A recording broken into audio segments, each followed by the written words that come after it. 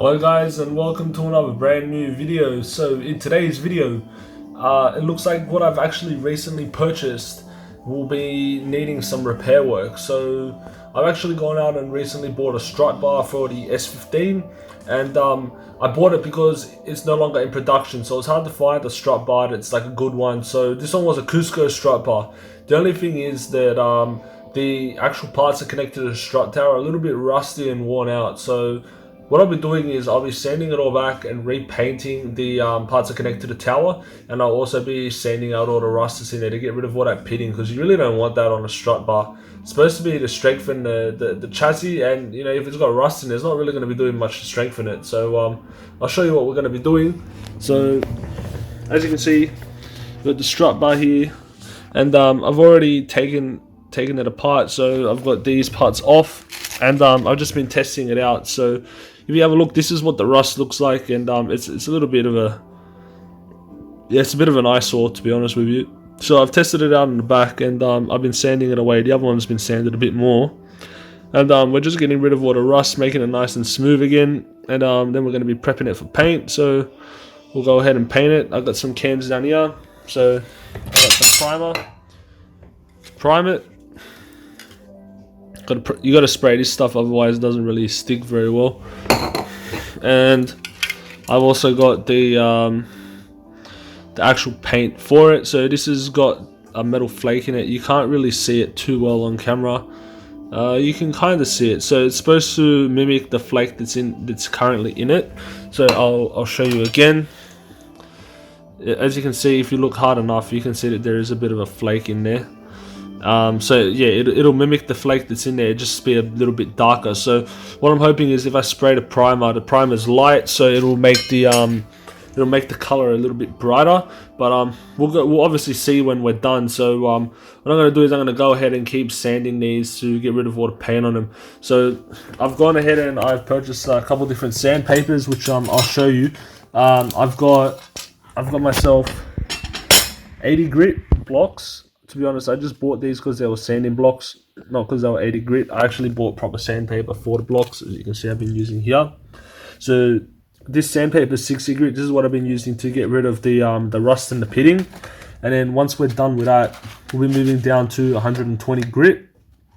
So 120 grit's just to start smoothing it out.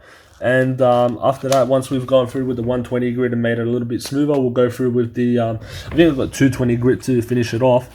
So it'll still give it that little bit of a rough look that you can get, like, so it's got a little bit of texture, but it'll also be smooth when the paint hits it, so it'll give it something to grab onto, and it'll actually look good, in my opinion. But I guess we'll be along for the ride, and you guys will see how it ends up turning out. Now you guys should know how to sand, but it's pretty simple. You just get your sandpaper and you rub it against the object, and yeah, the paint will start coming off, and you keep going until the rust comes off too. So it should look like this when you're done with it. So that's just like bare metal, and that's what you want. So you want it to be reduced to bare metal, so that when you spray it, it adheres to it and it looks nice and clean. So yeah, you can see what it looks like now. I'll go ahead and sand it, and then I'll show you what it looks like when it's done sanding, and then I'll show you guys how we're gonna go and paint it. So I would put you on a time lapse, but it's pretty boring watching someone sand. It's like watching paint dry. So yeah, you might, I mean, it's pretty straightforward. Just sand it, get it down looking like that, and you'll see what it looks like. If you have some parts that are, for example, on this one here, I've gone ahead and sanded it all already. Now it looks pretty good on camera, but if you go up close, you can see some parts like where I'm pointing with the camera that have like little dark spots. Now that's a little bit of pitting with the rust. So you need to sand a little bit deeper to get that out, which is fine. Just take a little bit off it. It'll probably be best if you had a sandblaster. Those are pretty good. They'll just get everything, but it won't be smooth. So that's the only bad thing about a sandblaster, is it'll strip the paint off it and the rust, but it'll still be it'll still have holes, and the pits won't be visible because the rust will be taken out, but they'll still be there. Whereas by sanding it, it'll be smoother. So yeah. You could use sand to blast it, and then use sandpaper later to smoothen it out. But that's up to you. I'm gonna do it the old-fashioned way, and I'm gonna sand it. So I'll show you when we're done what it looks like. Okay, so I've just finished off with the 60 grit sandpaper, and sorry if I sound a little bit muffled. It's because I got a painter's mask on because I've been sanding and I don't want to get the sand in my mouth or in my respiratory system. So hopefully you guys can hear what I'm saying. Otherwise, I'm going to dub this. So I finished off with the 60 grit sandpaper, and I moved on to the 120 grit, and as you can see, I've been brushing it like this in this direction, so I've cleaned all of the paint off it, barred a little bit there that you can see. That part's really hard to get to because it's got a crevice in it, so yeah, I couldn't get to that part there, but that's fine. The primer will cover it and it'll look good. But for now, as you can see, I've been sanding in the same direction. So what you want to do is you want to get your to finish it off, you want to get your 120 grit and you want to sand it like that, and then when you want to get your 240 grit and you want to do the same thing, so sand it in one direction so that you do it the same way and it's consistent. That way when you get your scratch marks in it, they're all in the same direction now from now on, and that way it'll look nice and smooth, and then when you paint it, it'll look even better, and you won't have any swirl marks or anything like crisscross, and you'll see if you got crisscrosses in your sanding, so don't do that.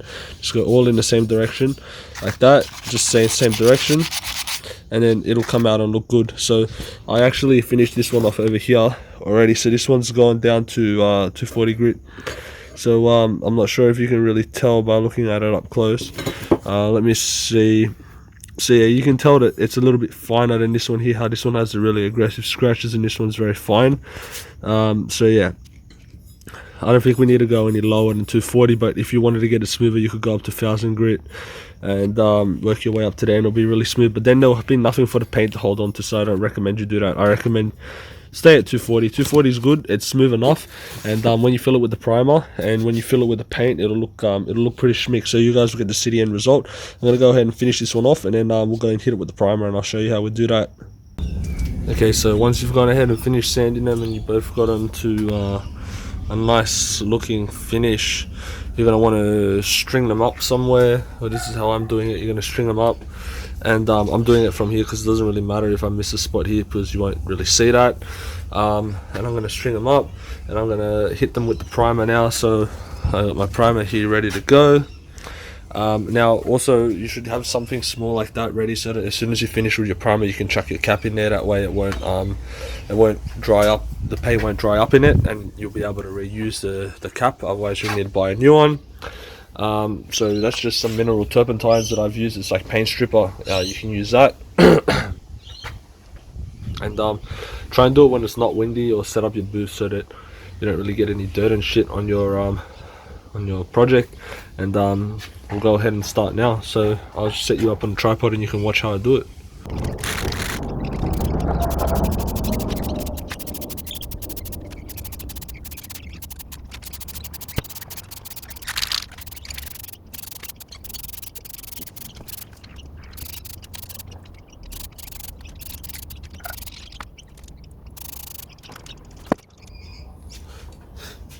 Alright, so take your cap off now, just pull it up like that, and then stick it in the paint stripper, and just let it kind of sit there overnight, sort of thing. When you're done with your can, seal it up, and I'll show you what it should look like. Alright, so if we have a look up close, you can see that it looks pretty good now. You can barely see the blue underneath it, so we'll just put a thin layer of primer on it, nothing too much, because we are going the same color, so it doesn't really matter. If you're going a different color, you'd probably do a couple coats of primer to get rid of it all, but at the same time you want to make sure you don't get any runs, so don't put too much, otherwise you get blodges and runs, and then you have to start again by sanding it all back, so don't do that. Anyways, I'm going to leave this here now to dry, and I'll be back later, and we'll go from there. Alrighty, welcome back. So we've let it dry overnight, so it's now fully dry. As you can see, you can touch it and there won't nothing will come off them. So we are now going to go ahead and paint them in the blue. So yeah, I left this overnight. I'll probably apply a couple coats now. I think I'll leave about an hour in between each coat, and we'll see how they come out. We'll see how many coats I do. I think I'll probably go with 3 at the moment, and then see how we are after the 3rd coat. But of course, it really depends on how it's going to turn out. So I'll put you guys over here and I'll set you up so that you can watch. And yeah, we'll see how it goes. Alrighty, so you got your paint. Same as usual, give it a good shake. You gotta make sure you shake it up, otherwise it won't come out well. And when you start it off, start on the side of your project. So start spraying it to the side, that way if there's any bubbles and blotches, they don't go onto your actual project, otherwise it will look like shit. So yeah, start it to the side, and then work your way onto the project after that. So I'm gonna test them on this.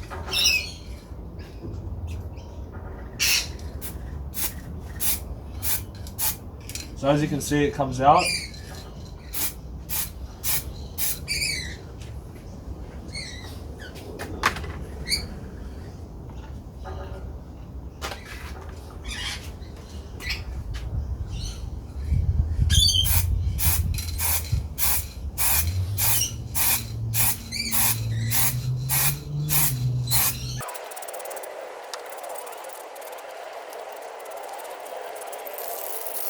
So I've just gone ahead and taken these off of the, well, after I painted them, I just took them off.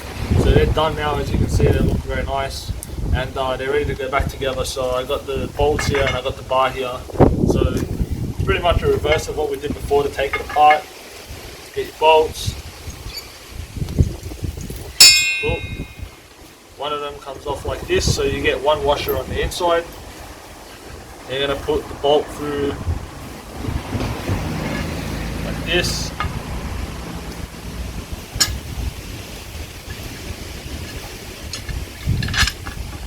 And make sure that you put them on the right way. If you put them on the wrong way, you're just going to have to change them over when you get to the car. You'll find out. So I would say just put it on finger tight until you test it out on your car, and then you can tighten it all the way. And yeah, pretty much it. Do the same for the other side.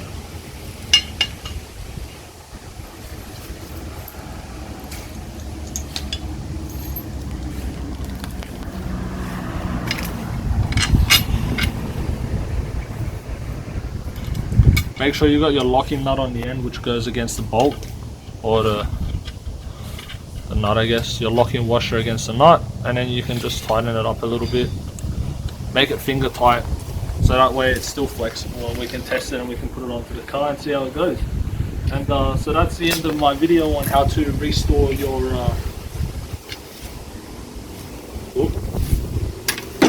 that's the end of my video on restoring your strut bar, making it look nice and clean and beautiful. And in the next video we'll be showing you how we install it on the car.